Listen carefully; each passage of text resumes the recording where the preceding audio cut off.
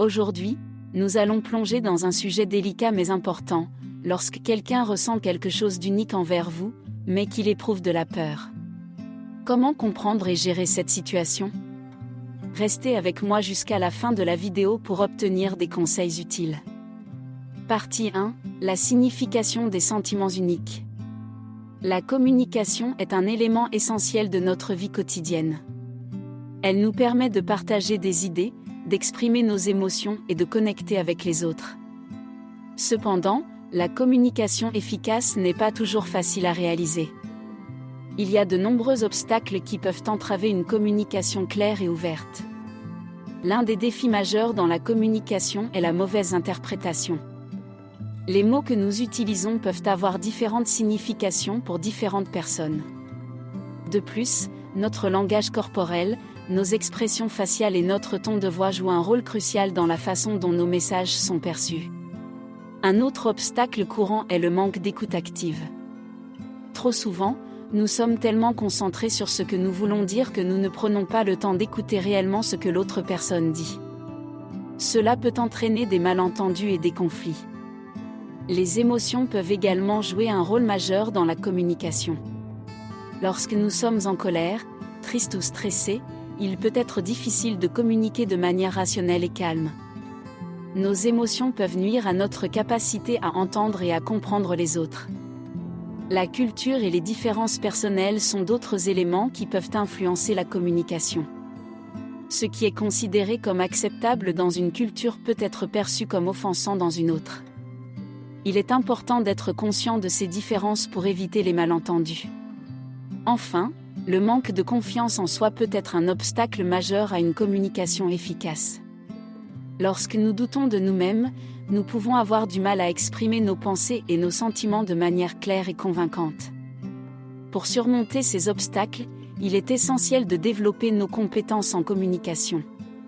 Cela implique d'apprendre à écouter attentivement, devenir conscient de nos émotions, être ouvert à différentes perspectives et pratiquer la confiance en soi. Une communication efficace peut renforcer nos relations, résoudre les conflits et favoriser une meilleure compréhension entre les individus. Au du formulaire. La partie 2 de notre discussion sur les obstacles à la communication se concentre sur le rôle crucial des émotions dans ce processus. Les émotions jouent un rôle essentiel dans la manière dont nous communiquons, mais elles peuvent aussi constituer un obstacle majeur si elles ne sont pas gérées correctement. Tout d'abord, il est important de reconnaître que les émotions sont naturelles et font partie intégrante de notre expérience humaine. Elles peuvent être positives, telles que la joie et l'enthousiasme, ou négatives, comme la colère et la tristesse. Quoi qu'il en soit, nos émotions sont des signaux importants de ce que nous ressentons et de ce qui se passe en nous. Cependant, lorsqu'il s'agit de communication, nos émotions peuvent parfois prendre le dessus et nuire à notre capacité à interagir de manière constructive. Par exemple, lorsque nous sommes en colère, il peut être difficile de choisir nos mots avec soin et de communiquer de manière calme et rationnelle. Cela peut entraîner des conflits inutiles et des malentendus. Un autre défi lié aux émotions est le fait que nos émotions peuvent être mal comprises par les autres. Ce que nous ressentons à l'intérieur peut ne pas toujours être évident pour les personnes avec lesquelles nous communiquons. Cela peut conduire à des malentendus et à une communication inefficace.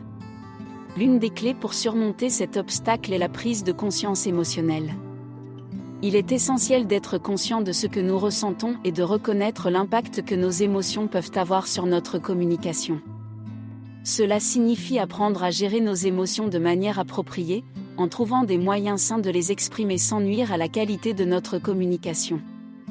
La communication émotionnelle peut également être un atout précieux. Lorsque nous sommes capables d'exprimer nos émotions de manière authentique et ouverte, cela peut renforcer nos relations en créant un sentiment de connexion et de compréhension mutuelle. En fin de compte, les émotions sont un aspect incontournable de la communication humaine. Plutôt que de les considérer comme des obstacles, nous pouvons apprendre à les utiliser de manière constructive pour enrichir nos interactions avec les autres. Cela nécessite de la pratique, de la patience et du développement personnel, mais cela peut grandement améliorer notre capacité à communiquer efficacement.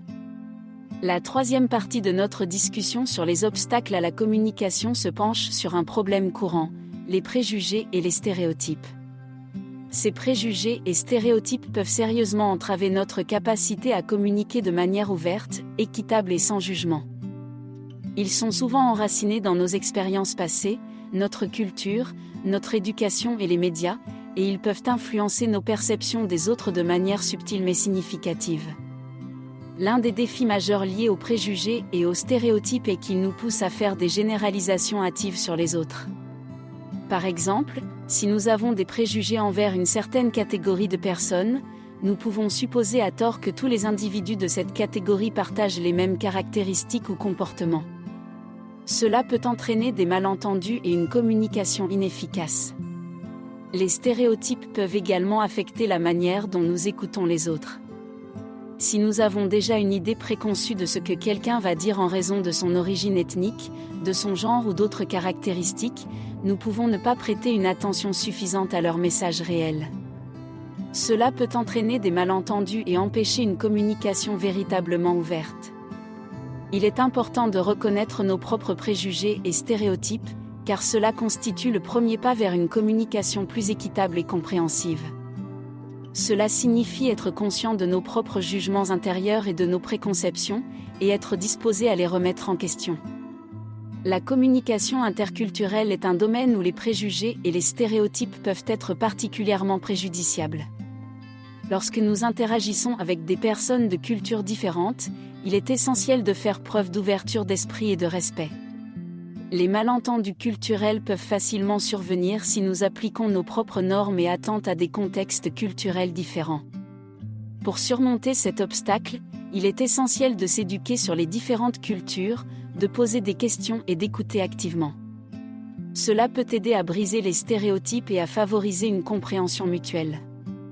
La sensibilisation à la diversité et l'acceptation de l'autre dans sa singularité sont des éléments clés pour une communication efficace.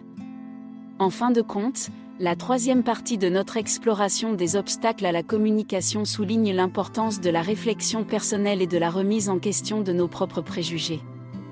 En adoptant une attitude ouverte et respectueuse envers les autres, nous pouvons favoriser une communication plus enrichissante et plus authentique. Dans la quatrième partie de notre discussion sur les obstacles à la communication, nous abordons un défi commun, le manque d'empathie.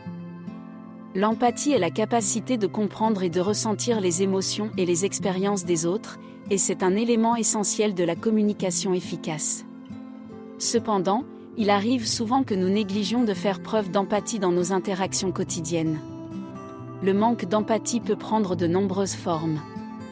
Parfois, il s'agit simplement de ne pas écouter attentivement les préoccupations et les sentiments de l'autre. D'autres fois, cela peut signifier ignorer délibérément les émotions de quelqu'un d'autre, minimiser ses expériences ou les juger. Un obstacle majeur à l'empathie est notre propre préoccupation pour nous-mêmes. Nous pouvons être tellement pris dans nos propres pensées, nos problèmes ou nos objectifs que nous oublions de prêter attention aux besoins émotionnels des autres. Cela peut donner l'impression que nous sommes égoïstes ou indifférents. Le manque d'empathie peut également découler de la peur. Parfois, nous avons peur d'entrer en contact avec les émotions des autres, car cela peut nous rendre vulnérables ou nous obliger à faire face à des questions difficiles. Cette peur peut nous pousser à éviter les discussions profondes et sincères. Pour surmonter cet obstacle, il est essentiel de cultiver l'empathie. Cela commence par une écoute active et une réelle préoccupation pour les sentiments des autres. Nous pouvons apprendre à poser des questions ouvertes pour mieux comprendre ce que les autres ressentent et pensent. De plus, nous pouvons pratiquer la validation émotionnelle en reconnaissant les émotions des autres sans jugement. L'empathie est une compétence qui peut être développée avec le temps et la pratique.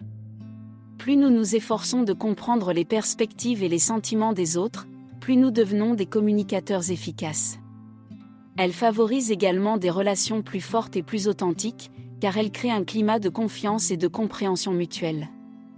En conclusion, la quatrième partie de notre exploration des obstacles à la communication met en lumière l'importance de l'empathie dans nos interactions. En étant attentifs aux besoins émotionnels des autres et en pratiquant une écoute authentique, nous pouvons surmonter ce défi et créer des liens plus profonds et plus significatifs avec ceux qui nous entourent.